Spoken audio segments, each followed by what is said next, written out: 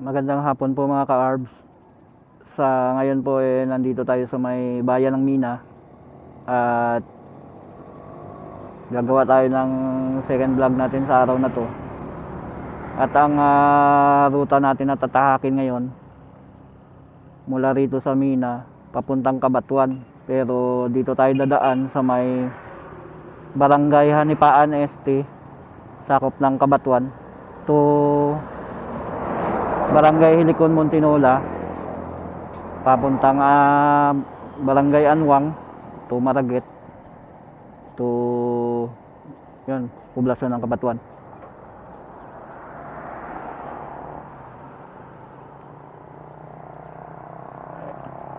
Nandito po tayo sa may Mina Sports and Cultural Center. Yan po. At ito yung Municipal Museum nila. Yan. Yan. Tara po, lakad na tayo mga ka-arb. Umpisa na natin.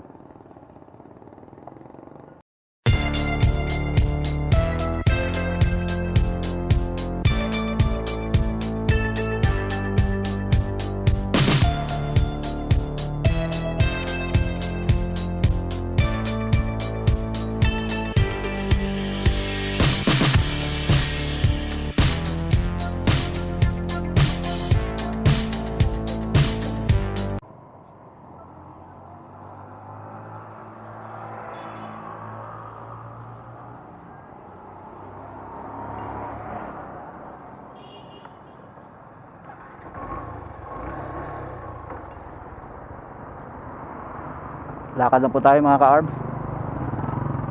Diretso na rin tayo pa uwi. Dati nung bumibiyahe pa ako ng tricycle, may hinatid ako rito sa Mina. May karga akong amakan. Pag pauwi ko noon, dito ako dumaan sa may Hanipaan Este, kaya medyo kabisado ko na tong lugar na to eh. At sa Hanipaan Este, ito po ang municipal hall ng bayan ng Mina. Ganda ng municipal hall nila eh. Mina Veteranos. May karga ako dati na amakan. Naghatid ako rito. Yan ang simbahan. Bago ah. Pag uwi nun sa Hanipaan Este ako dumaan. Tricycle ang dala ko nun.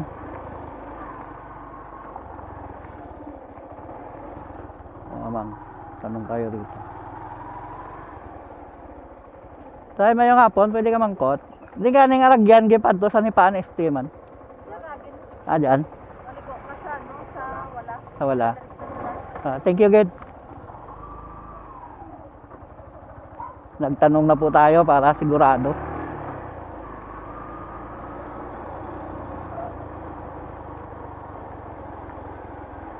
Ayun.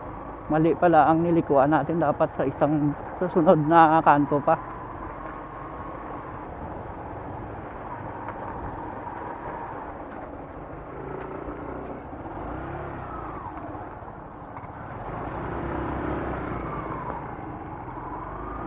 Ito na. Palabas na tayo ng poblasyon ng Mina.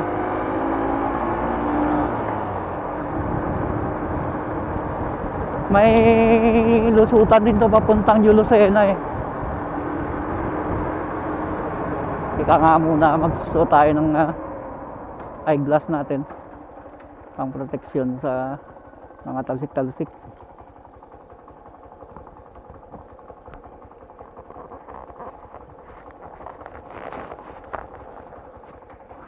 Yan.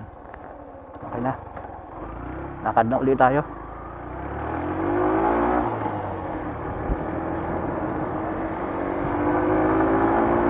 Nung naghatid ako dito noon, anong year ba yun rough road pa to.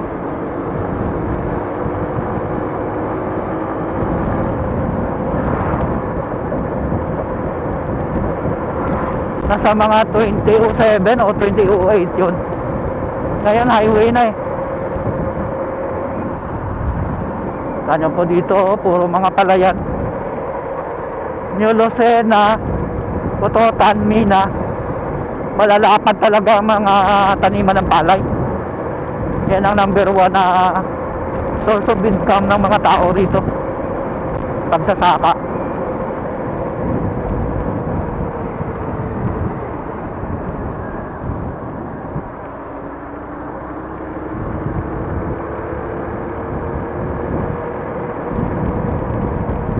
Pag ano mamaya magtatanong ulit tayo kung kasi nagbago na ang lugar eh, kung saan ang daan papuntang Hanipaan Este.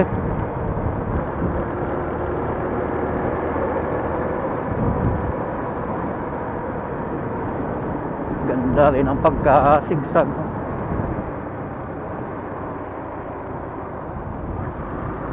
Tagapas na, tag-ani ng palay, sako-sako na palay ano.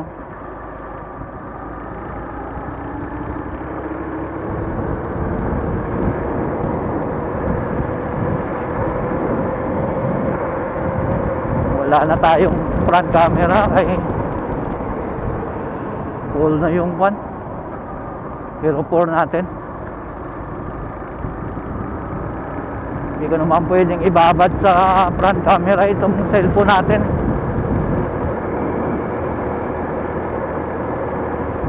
Pang intro lang talaga saka outro ang gagawin natin sa cellphone natin. Matanda na kasi itong 04 na to, kaya medyo nag-ano na yata, nagluluko na.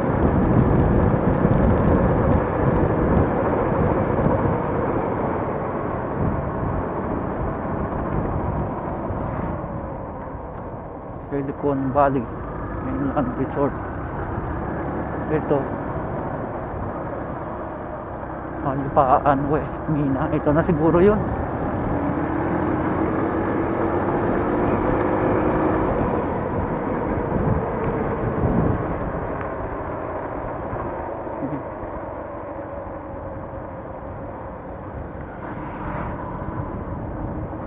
Malaki na talaga ang pinag-iba ng kalsada.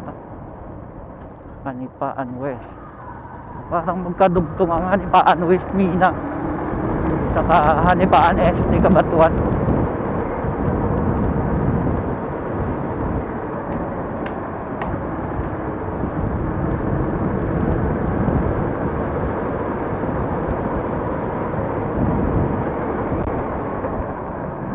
Rough road na.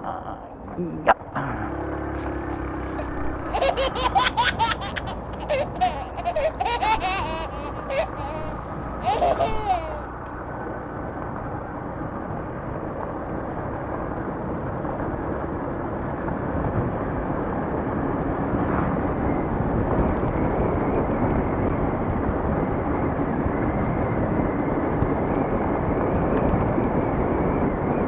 Kahit rough road lang siya pero ang ganda na maintenance, talaga maigi ang kalsada.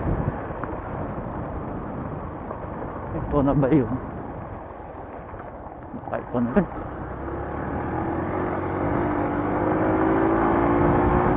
Against the sunlight pa yata.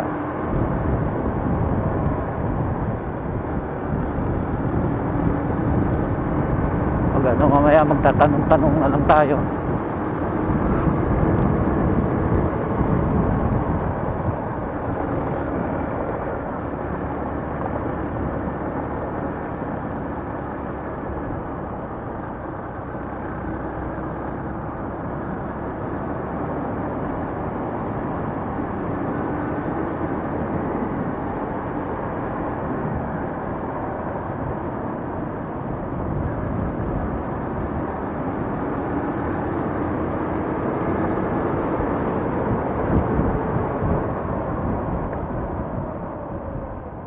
Ito na nga, yun yung papuntang Hanipaan Central. Ito ang Hanipaan Este. Tapos ang Hanipaan Weste naman, doon yun sa Maikwan, papuntang Guadalupe, Haniway. Ito ang lugar ng mga magulang ni Alan Halandoon. Kasamahan ko dati nung nangungontrata kami ng linya, paggawa ng linya ng Ilikuan. Taga rito yun sa Hanipan Street. Dami na talaga na bago. Ganda na. Ganda ng port nila. Dati parang mabibilang mo lang ang mga kabahayan dito. Ngayon ang dami na. After ilang years, 2 dekada.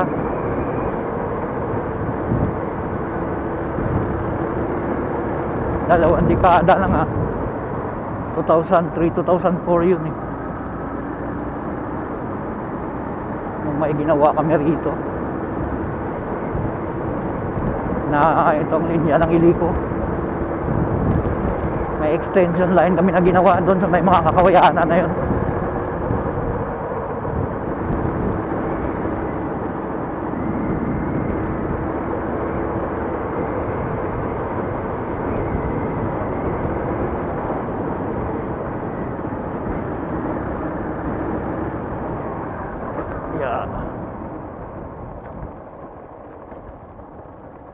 Jingle muna tayo.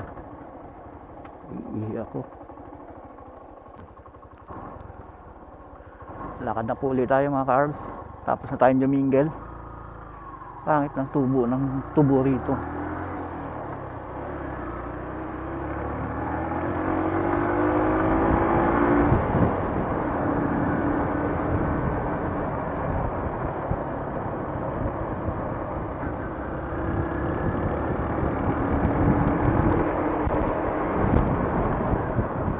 Ganda ng mga tanawin dito. Ito, Tigiri. Abandonadong Tigiri. O poultry.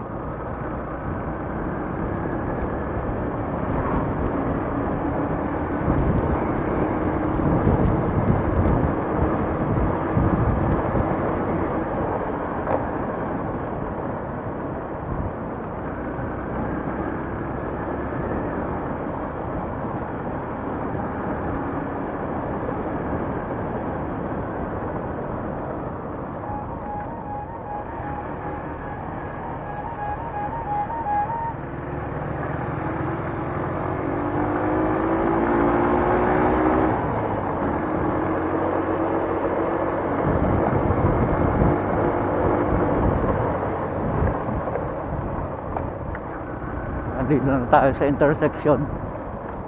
Agkakanan ka dyan papuntang Silicon Lusaya, papuntang Hanipan Ulo yata. Ito naman kaliwa papuntang Helicon Montinola. Pag diniretso mo papuntang bayan ng Mina, New Lucena, pagkakanan ka papuntang Poblacion Cabatuan.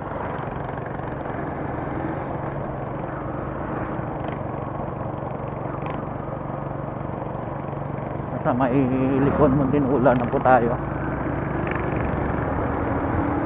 Isa sa mga malaking barangay din dito sa bayan ng Cabatuan, ang Helicon Montinola.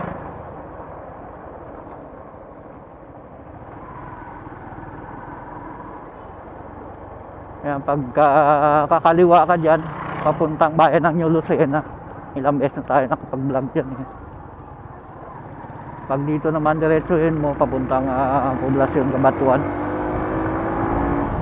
Ganda na ng daan dito. National Highway na kasi ito eh.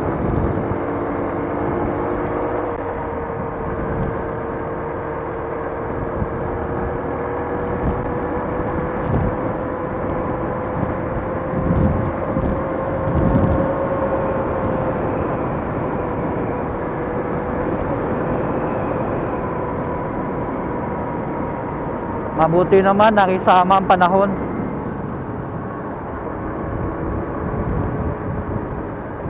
Wala nang ulan. Kaya natuloy tayo sa pagbablog. Kaso against the sunlight ito.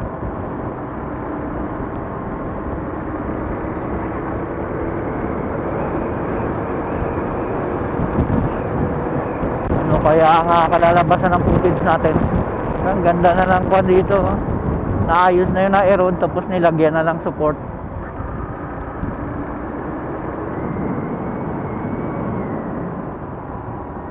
So, ay manok panabong. May kabayo pa.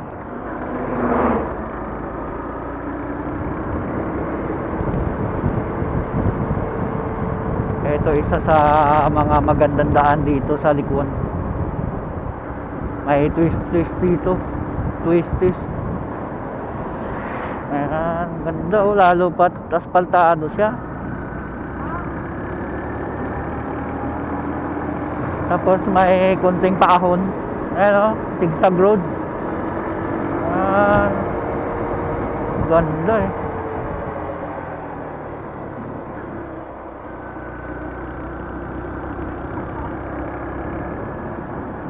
Sarap bankingan. Gustong gusto talaga to ng mga mahihilig sa banking. Ganitong daan. Lalo pat kuwan siya eh, aspaltado. Ganda na ng daan dito ngayon.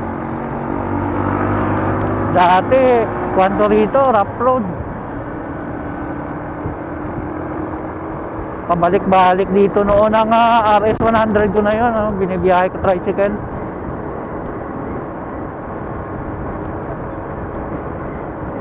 Rough road pa ito noon. Ayan, ang ganda na ng kalsada. Diyan yung barangay Inaladan.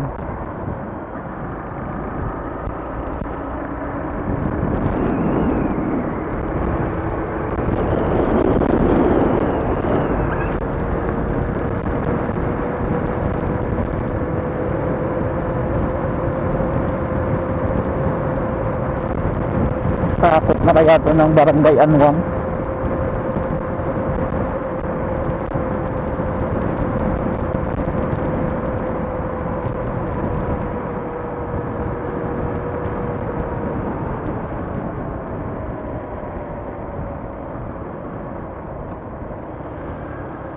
Barangay Inaladan.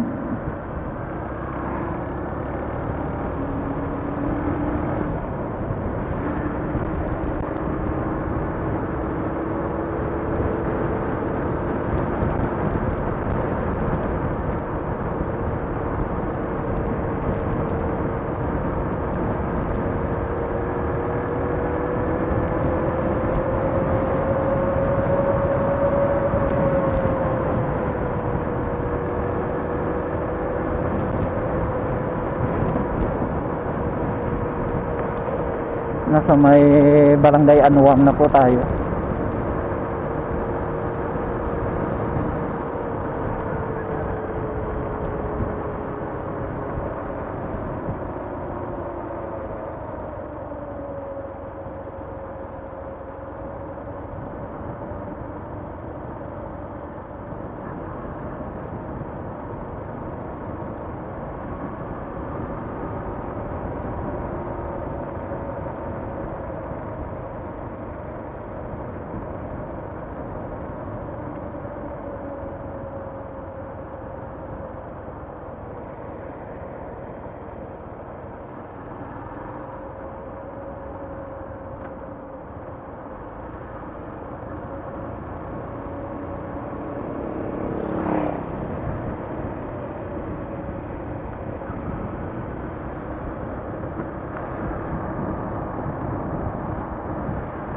Barangay Maragit. Di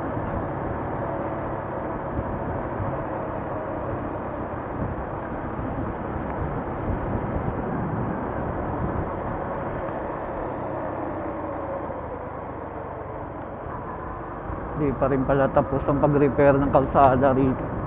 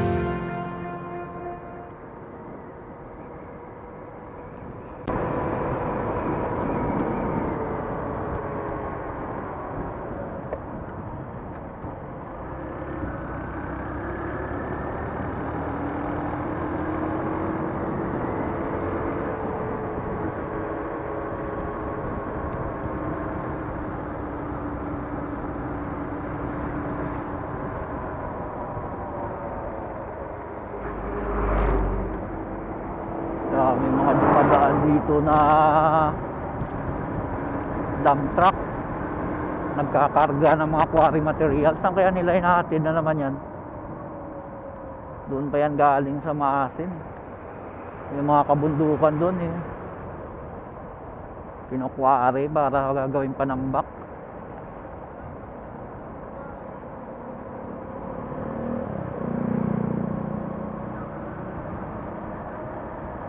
Lalong yumaman ang operator ng quarrying na to.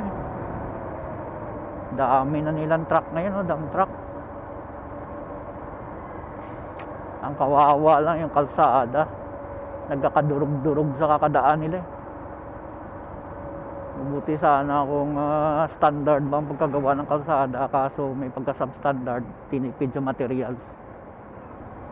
Sa araw-araw ilang dump truck ang dumadaan, nadudurog ang kalsada. Yung mga kalsada doon sa may papuntang Alimud dyan, galing Maasin, kailan lang yan dyan na simentuhan, pero ngayon durog-durog.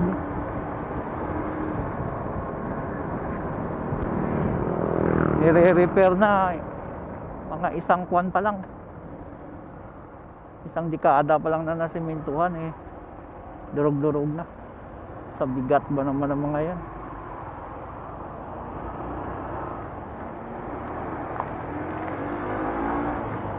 Ito yung bypass, Kabatuan Bypass Road.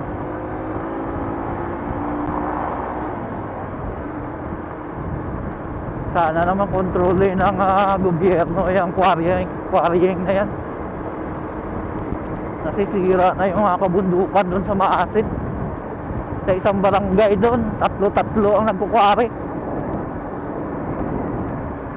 Plus pa yung kalsada, nadudurog. Sa bigat ba naman ang mga yan? May tag 30 tons kaya ang karga ng mga yan.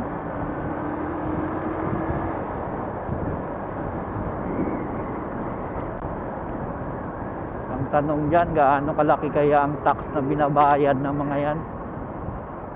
Nakakasulit ba sa pagkasira ng kalsada? Yan ang tanong dyan. Hindi naman po tayo against sa kasi development yan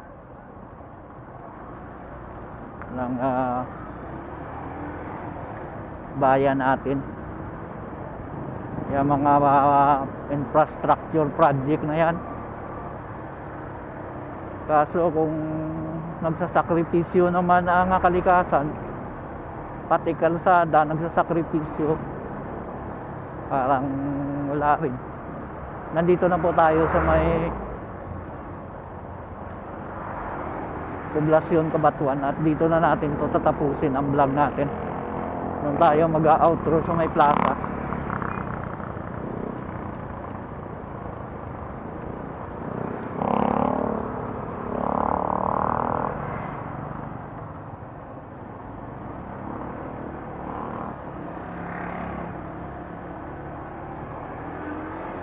Balik po tayo sa topic natin na tungkol sa quarrying na yan.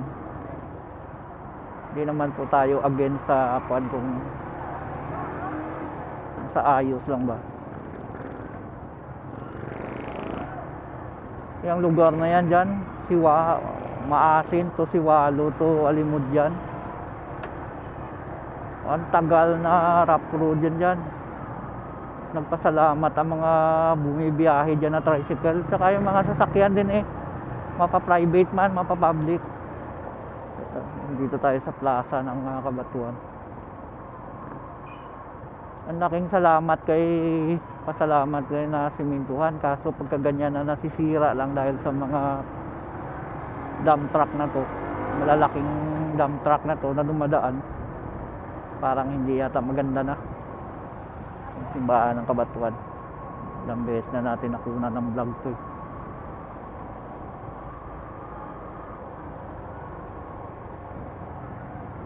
Dito tayo mag-i-end ng vlog natin. Hanap tayo ng magandang pwesto rito sa munisipyo.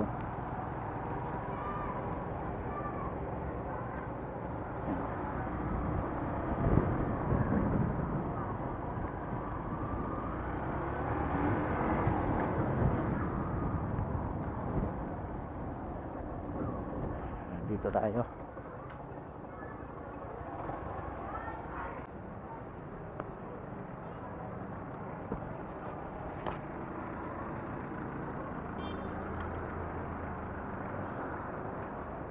Magandang hapon po mga ka-ARB. Sa ngayon po nandito na tayo sa may bayan ng Cabatuan sa poblasyon. Galing tayo sa Mina. Nagbiya Hanipaan ST tayo, Hanipaan West Mina to Hanipaan ST Cabatuan to Barangay Hilikon, Montinola, Cabatuan, pa uwi dito. At paano po, dito na natin tatapusin ang vlog natin sa araw na to. At maraming salamat po sa pagsama nyo sa trip natin, sa moto trip natin. At kung nagustuhan nyo po ang vlog natin sa araw na to, baka pwede naman po makahingi ng thumbs up sa inyo. At kung di pa kalabisan, baka pwedeng mag-comment naman kayo sa episode natin ngayon para may kwan tayo, may conversation ang episode natin. At sa mga nakakapanood ng vlog natin na hindi pa nakasubscribe, baka pwede po pa-subscribe naman para madagdagan naman tayo, para dumami naman tayo, kasi sa ngayon kunti pa lang tayo. At sa mga nanonood po, baka pwede pag-usap naman po, abaan nyo naman ang panonood sa vlog natin. Kung pwede nga, tapusin naman. At huwag mag-skip ng ad para kahit papano magkaka-income naman ang channel natin. Sa ngayon po kasi, wala pa tayong income dahil mababa pa ang revenue natin. Ang baba lang naman po kasi ng watch time hour natin . Kaya sana kung matatapos nyo ang panonood, check, tataas din ang watch time, tataas din ang revenue. Kahit paano may pagkukunan tayo ng budget para sa mga ginagawa nating vlog. Paano po, hanggang dito na lang at maraming salamat po sa pagsama sa mototrip natin at sa pagsuporta sa channel natin. Hanggang dito na lang po. Bye-bye.